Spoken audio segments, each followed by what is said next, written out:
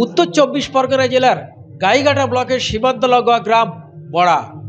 এই গ্রামের বেশিরভাগ মানুষ যারা রয়েছেন তারা কিন্তু এসসি সম্প্রদায়ের ভুক্ত, এবং যারাই পড়াশুনো করতে স্কুলে আসছেন তারা বেশিরভাগ সবাই এসসি সম্প্রদায়, নমশূদ্র অথবা মতুয়া সম্প্রদায়ের লোক।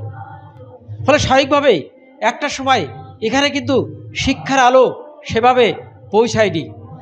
আজ স্কুলের বয়স 60 বছর পূর্ণ করল। এই 60 বছরে হীরক জয়ন্তী বর্ষে স্কুল কর্তৃপক্ষ বেশ কিছু অনুষ্ঠানের আয়োজন করেছে। একদিকে যেমন বিভিন্ন রকম সাংস্কৃতিক অনুষ্ঠান গত 3 দিন ধরে চলছে, পাশাপাশি প্রভাতফেরি থেকে শুরু করে সচেতনমূলক বিভিন্ন বার্তা স্কুল কর্তৃপক্ষ দিয়েছে। যদিও স্কুলের ছাত্রছাত্রী যে পরিমাণ রয়েছে, শিক্ষক শিক্ষিকা খুবই কম, তবুও চেষ্টা চালিয়ে যাচ্ছেন এই স্কুল যারা পড়তে আসে স্কুলে তাদেরকে শিক্ষার আলো পৌঁছে দেওয়ার জন্য।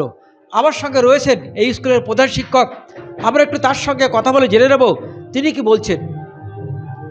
কি আপনাদের স্কুলের আজকে যে এত বছর পূর্ণ হলো, এইখানে দাঁড়িয়ে কি মনে হচ্ছে আর কি, কতটা উন্নতি হয়েছে বা কতটা শিক্ষার আলো পৌঁছাতে পেরেছে? আমাদের স্কুলটা 1964 সালে 2রা জানুয়ারি প্রতিষ্ঠিত হয়েছিল, এবং এই স্কুলটা প্রতিষ্ঠা হওয়ার পর থেকে প্রথম দিকে অনেক ভালো অবস্থায় ছিল, তবে পাশাপাশি আরও অনেকগুলো স্কুল তৈরি হয়েছে।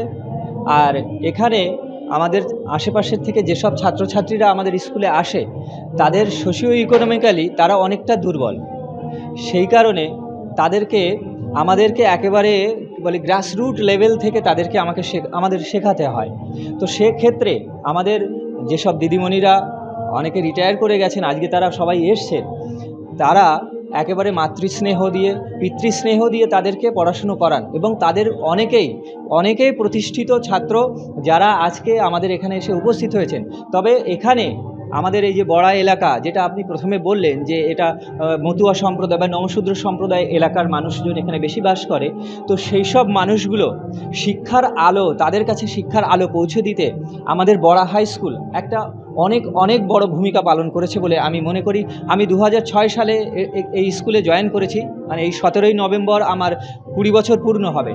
তা আমি আসার পর থেকেই দেখছি যে এই এলাকাও যথেষ্ট উন্নত হয়েছে, এবং আমাদের স্কুল আস্তে আস্তে আগামী দিনের তুলনায় এখন আরও বেশি এগিয়ে চলেছে। ছাত্রছাত্রীরা আগ্রহ পাচ্ছে।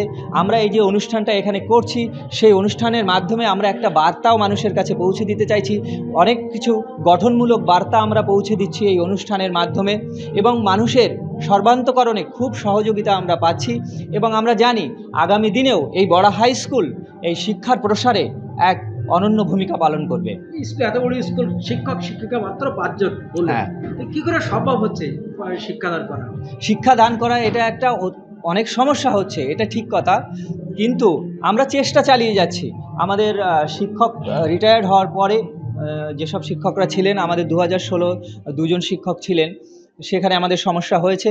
পিপিও আমাদের তৈরি আছে, সেই পিপিও তৈরি এই যে এখন যে ইয়েটা হচ্ছে 2016 রেজাল্ট বেরোবে, সেই রেজাল্ট বেরোনোর পরে আমাদের টিচার আমরা পাবো, আশা করছি 2জন থেকে 3জন টিচার আমরা পাবো। আর তাছাড়া স্থানীয় মানুষ কিছু আমার প্রাক্তন ছাত্র, তাদেরকে বলেছি তোরা সময় পেলে এখানে একটুখানি পড়িয়ে দিয়ে যাবি মাঝে মাঝে এসে। তো তারা সময় পেলে আসে, তারা এসে একটু পড়িয়ে দেয়, এবং 5-6 জন আছে সেই রকম, তাদের সহযোগিতায় আমরা আর কি শিক্ষাটাকে এখানে চালিয়ে যেতে পারছি, ক্লাসটা কন্টিনিউ করতে পারছি। তো আপনাদের মাধ্যমে আমি কর্তৃপক্ষের কাছে একটা আবেদন করব যে আমাদের স্কুলের দিকে একটু তাকাতে, যাতে আমরা যথাযথভাবে শিক্ষক শিক্ষিকা পাই এবং আমরা শিক্ষার প্রসারে অগ্রণী ভূমিকা পালন করতে পারি। ঠিক একদম প্রধান শিক্ষক যেটা জানালেন যে স্কুলের কিন্তু ছাত্রছাত্রী প্রচুর রয়েছে, কিন্তু শিক্ষক শিক্ষিকা মাত্র 5 জন। আগামী দিন যদি এই স্কুলে আরও কিছু শিক্ষক নিয়োগ হয় তাহলে হয়তো সেক্ষেত্রে আরও একটু সুবিধা হয় বা এলাকার ছেলেমেয়েরা তারা শিক্ষা পাবে। ঠাকুরনগর বড়া থেকে দেবাশিস মণ্ডলের রিপোর্ট, কলকাতা টিভি।